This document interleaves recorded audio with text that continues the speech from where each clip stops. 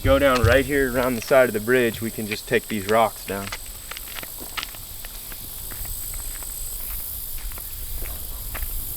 Yeah, that won't be bad.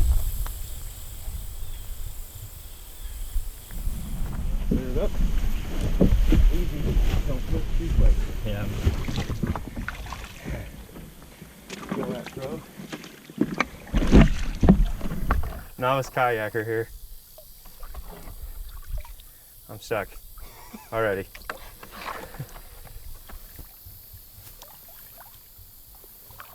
Where this bluff ends up here, it flattens out into that big bottom. And we have to go, once we hit the edge of this bluff, we gotta start being real quiet. Because once we get past that, we're starting to get right up into bedding. But we're far enough down in the river where I don't think they'll see us. And see, the only hunter access is from that side of the river.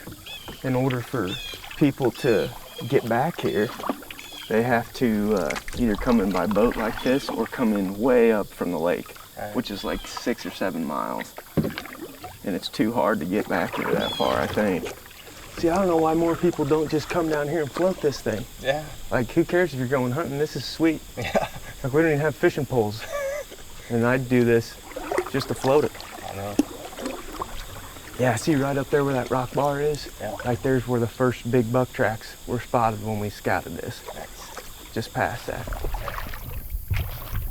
There's actually a real good trail coming down right there. We got portage to these yaks right here. The water has been so dry here in Missouri that this creek is basically dried up along through this stretch. It's a couple hundred yards long, it's just rock bar. And it'll take us a little bit to portage those yaks to the other side of it, but on the other side of it, I've scouted it before. It's deeper water, like the stuff we've just been floating through. But the deer definitely crossing right here. There's a pretty good trail right there.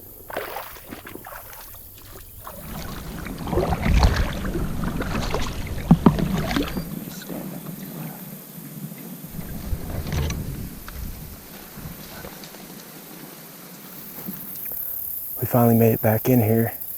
We've been paddling for, what do you think, an hour or more? 15. Yeah. Right here is my landmark tree. You can see this oak tree right here that isn't but about 20 yards from the edge of the river. And this river winds down another few miles and dumps into a bigger lake. But back in here, myself and Aaron Neal scouted a bunch of buck bedding back during the summer. Not any necessarily right up underneath this tree, but from this oak tree we should be able to see most of it.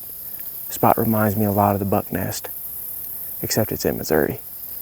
So we're gonna go up here and hopefully this oak tree's been bearing a few acorns, because if it has, it's one of the few oaks close to this bedding area. Try to get set up real quiet here. Wind's almost died completely. You see how his thermals are taking it? Kind of back that way. Right now the wind's perfect. When we were hanging the stands, it was a little bit iffy. But I'd say it's just going to continue to fall down and towards this river over here. We're set up next to a bedding area here in Missouri. Found a lot of good sign way back in here. We're on public land and it's way back here. We had a good 1.5 mile long kayak ride in on the river to get to this point.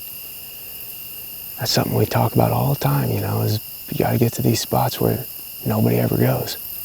We're in a white oak right here along the edge of the river that is dropping a few acorns. We've had a few of them fall and almost hit us in the head here in the last few minutes. But right underneath the stand, all the grass is laid over where the deer have been feeding on acorns in this tree.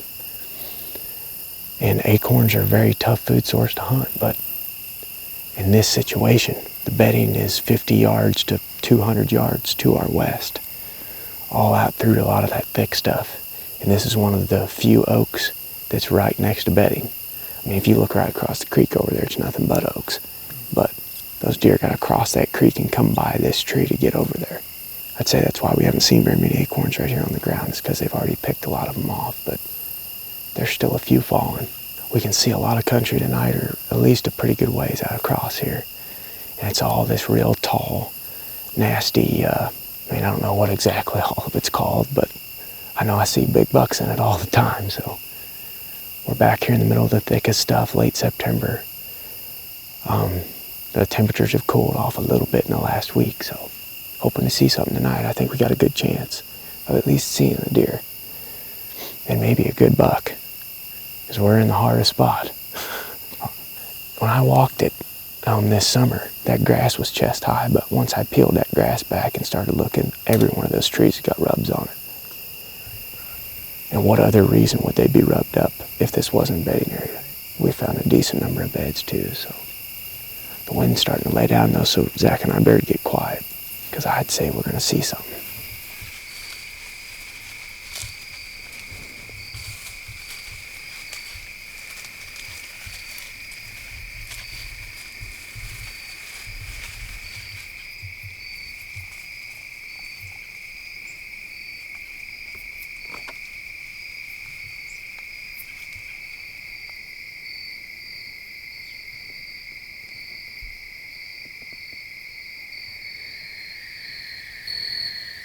Ended up seeing a handful of deer, a little buck and then 2 does and 2 fawns that ended up walking right underneath the tree stand.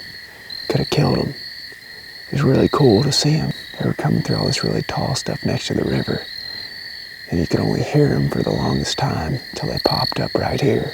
We watched them cross the creek a while ago and head up into these oaks to the east of us, but we didn't see much for buck movement. We saw that one little 1.5-year-old spike 300 or 400 yards down the creek, and we haven't heard any other deer moving around in the bedding area. So kind of what we do in these situations where we've got a huge bedding area like this is we just bounce around the edges of it. We didn't see much for bucks, and right now, late September, they're all bunched up. They're in them big bachelor groups, so when you come across a buck, pretty good chance you're going to see all of them. So I think what we may do tomorrow, if we come back in here, have the right wind, is we may go further down the river and hunt back in a little bit deeper. Because many times those bachelor groups, those mature bucks, they don't like to be up around where the young bucks and the does are bedded. And that's all we saw tonight, but we got a long trip out of here. Got to pull all these stands down and get in the kayaks and paddle back upriver. Should make for an eventful evening, but a late supper for sure.